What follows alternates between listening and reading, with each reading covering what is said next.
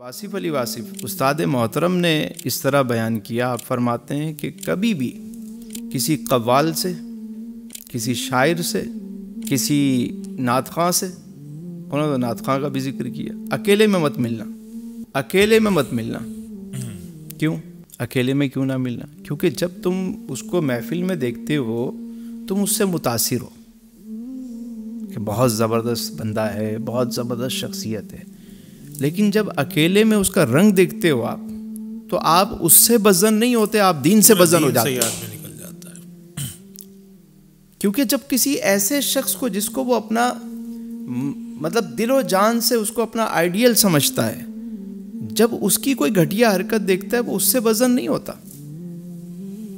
وہ آئیڈیل وہ دین ہی کی وجہ سے اسے بناتا ہے۔ میں سب کی بات نہیں کر رہا، لیکن جو قوال، جو بڑی اہم بات ہے کہ بڑی دوہری تہری ذمہ داری عائد ہو جاتی ہے۔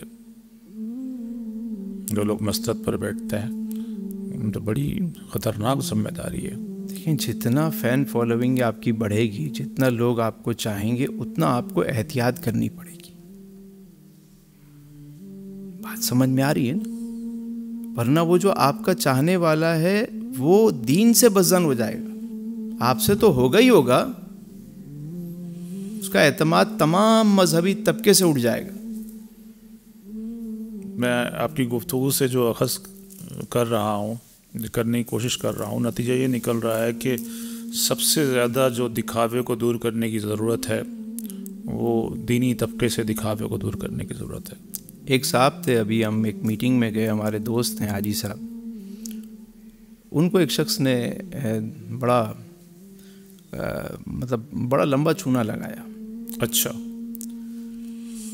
اب انہوں نے ایک میٹنگ رکھی، اس میں مجھے بھی بلایا اور میرے ایک اور دوست ہیں وہ بھی ساتھ تھے، میں اپنے بیٹے کو بھی ساتھ لے گیا جان بوجھ کے، تاکہ اس کو پتہ چلے کہ ان حلیوں میں بھی ایسے لوگ ہوتے ہیں۔